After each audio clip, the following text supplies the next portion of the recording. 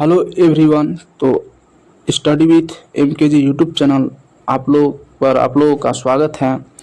तो आज हम लोग रेलवे ग्रुप डी 2026 में जितना साइंस में क्वेश्चन पूछा गया है उसको हम लोग रिवीजन कर रहे हैं।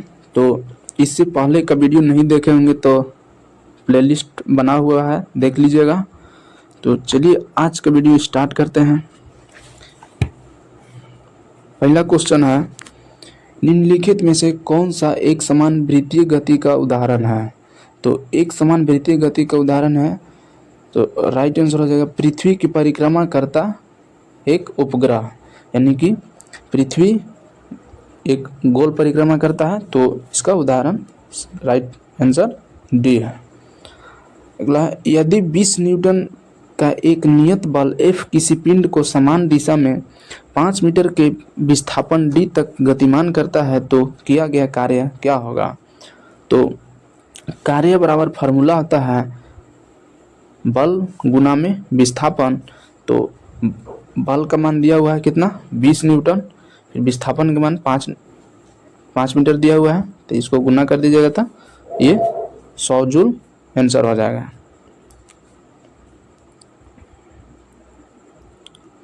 अगला है, जनन के निम्नलिखित में से किस रूप में नई पीढ़ी के जनन के लिए नर और मादा दोनों लिंग की आवश्यकता होती है। तो ये लैंगिक जनन। यदि दो बिंदुओं के बीच 5 कूलम्ब आवेश स्थानांतरित करने के लिए 100 जूल कार्य की आवश्यकता है तो बिंदुओं के बीच विभवांतर है। तो बिंदुओं के बीच विभवांतर निकालने के लिए ये कार्य बटा में सी होता है। तो कार्य का मान दिया हुआ है कितना, तो कार्य का मान 100 जूल दिया हुआ है और आवेश कितना है तो 5, तो इसको डिवाइड कर दीजिएगा तो ये आ जाएगा 20 वोल्ट, राइट आंसर हो जाएगा। अगला है, यदि अंडाणु निषेचित न हो तो मादाओं में गर्भाशय स्तर क्या होता है। यह विघटित हो जाता है तथा रक्त एवं श्लेष्मा के रूप में डिस्चार्ज हो जाता है। अगला है, मेंडल के किस पौधे पर अपने प्रयोग किए हैं। तो ये मटर का पौधा पर प्रयोग अपना किए थे। अगला है, आयन क्या है। तो आयन एक परमाणु या परमाणुओं के समूह जिसमें धनात्मक या ऋणात्मक आवेश हो वही आयन कहलाता है। मनुष्यों में बच्चे का लिंग कैसे निर्धारित होता है। तो पिता से X या Y गुणसूत्र की वंशागति द्वारा होता है। ठीक है। ग्लूकोज का रासायनिक सूत्र क्या है। तो ग्लूकोज का रासायनिक सूत्र होता है C6H12O6 होता है। अगला है, निम्नलिखित में से कौन से पदार्थ प्रकृति में अक्रिय होता है और लंबी अवधि तक पर्यावरण में मौजूद रहता है तथा पारिस्थितिकी तंत्र के विभिन्न आवेशों को क्षति पहुंचाता है। तो ये डिस्पोजेबल प्लास्टिक कप है। ठीक है। अगला है, जब बंदूक चलाई जाती है तो गोली आगे की ओर बढ़ती है क्योंकि बंदूक की प्रतिक्षेप प्रतिक्रिया के रूप में पीछे की ओर कार्य करता है, यानी कि क्रिया प्रतिक्रिया। अगर न्यूटन के गति के नियम बोले तो तीसरा नियम है। अगला है, बड़े बांधों और बाढ़ नियंत्रण के संबंध में निम्नलिखित में से कौन सा कथन सत्य है। तो ये बड़े बांध नदी प्रवाह को नियंत्रित करके बाढ़ नियंत्रण में सहायता कर सकते हैं। चिकित्सक हमारी हृदय स्पंद नामक उपकरण की सहायता से अनुभव करते हैं। ये स्टेथोस्कोप का प्रयोग करते हैं। हृदय की धड़कन को भी मापने के लिए स्टेथोस्कोप का प्रयोग करते हैं। अगला है, 5 केजी द्रव्यमान का एक पिंड 2 मीटर प्रति सेकंड स्क्वायर के त्वरण से गतिमान है, इस पर कार्यरत बल कितना होगा। तो बल बराबर फार्मूला होता है, इससे पहले सेम टाइप का क्वेश्चन था। तो ये होता है बल बराबर होता है m इंटू में a, द्रव्यमान इंटू में त्वरण। तो द्रव्यमान दिया हुआ है 5 केजी और त्वरण का मान है 2। तो यह हो जाएगा 10 न्यूटन।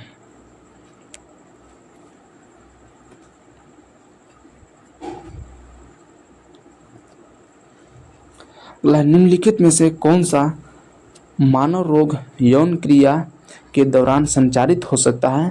तो ये उपार्जित प्रतीक्षा न्यूनतम संरक्षण।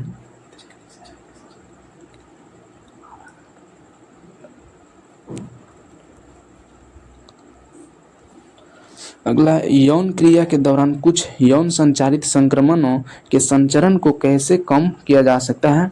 तो ये सुरक्षा उपयोगों का उपयोग करके। ठीक है, अगला है, जब बंदूक से गोली चलाई जाती है तो गोली के आगे बढ़ने के बावजूद बंदूक में प्रतिक्षेप क्यों होता है? तो क्योंकि गोली बंदूक पर समान और विपरीत बल लगाती है। अगर ये न्यूटन के गति का तीसरा नियम है। निम्नलिखित में से कौन सी पद्धति प्राकृतिक वन आवरण और विभिन्न वन उत्पादों का संरक्षण करेगी? तो ये वनीकरण को बढ़ावा देना। प्रजनन के दौरान डीएनए प्रतिकृति बनाना क्यों महत्वपूर्ण है? तो लक्षणों की वंशागति के लिए।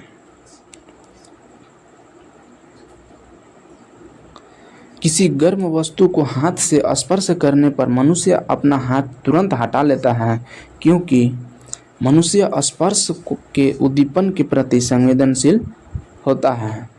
इसको नियंत्रित करने के लिए मस्तिष्क का मेरुरज्जु ये उपयोग आता है। बोला है, विद्युत परिपथ में फ्यूज की क्या भूमिका है? तो विद्युत परिपथ में फ्यूज की भूमिका, यदि धारा सुरक्षित स्तर से अधिक हो जाए तो परिपथ को भंग करना, जिससे क्षति को रोका जा सके। गोली चलाने पर बंदूक पीछे की ओर धक्का देती है। बंदूक के पश्च गति का कारण क्या है? तो बंदूक पर गोली का प्रतिक्रिया बल लगता है, यही कारण है।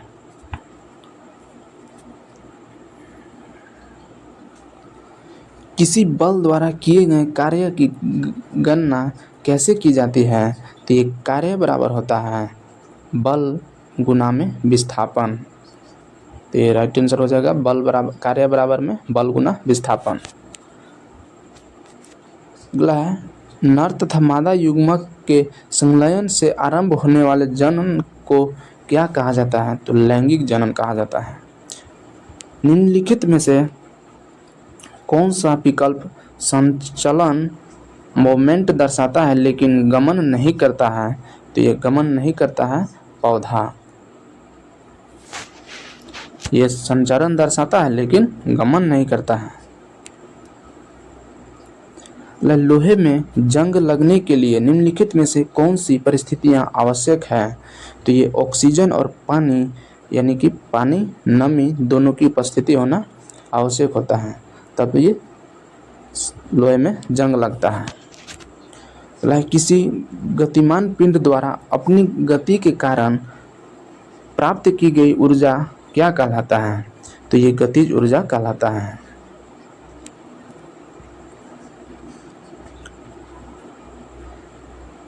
HIV संचरण के संबंध में निम्नलिखित में से कौन सा कथन सत्य है? तो HIV यौन क्रियाओं से संचारित हो सकता है, ये वायरस के कारण होता है। अगला, कौन सी राशि घन सेंटीमीटर में मापी जाती है? तो ये आयतन को घन सेंटीमीटर में मापा जाता है।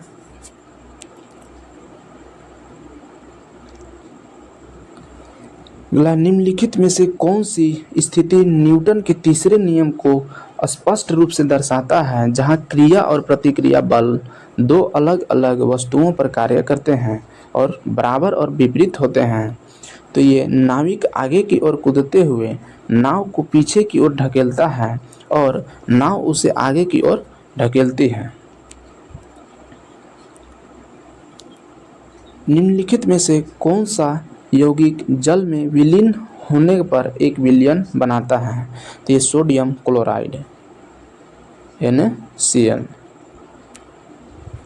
निम्नलिखित में से कौन सी सिंचाई विधि है जिसमें पानी को पंपों द्वारा गहरे स्तर से निकाला जाता है? तो ये ट्यूबवेल द्वारा निकाला जाता है।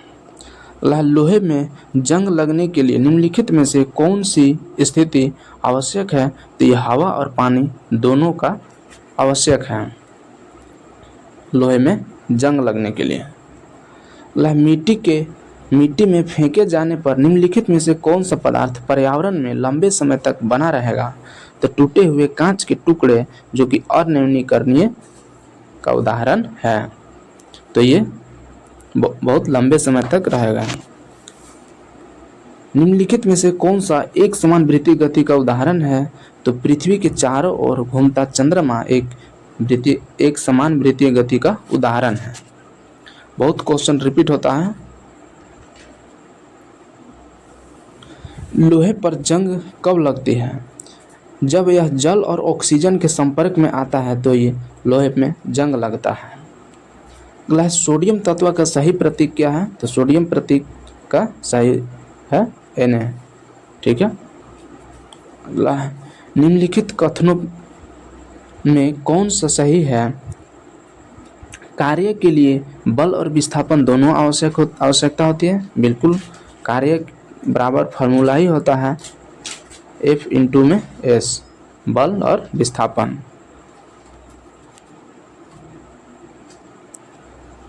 अगला है, कोई कण एक सरल रेखा में गतिमान है। कण 8 सेकंड में 40 मीटर विस्थापन तय करता है, तो इसका औसत वेग कितना होगा? तो इसका औसत वेग होता है दूरी बटा में समय। तो दूरी दिया हुआ है 40 और टाइम दिया हुआ है 8 सेकंड, तो ये 5 मीटर प्रति सेकंड आ जाएगा। अगला है, निम्नलिखित में से कौन सा चंद्रमा पर ध्वनि न सुन पाने का सही कारण है? तो चंद्रमा पर कोई वायुमंडल नहीं है, इसके वजह से वहाँ पे ध्वनि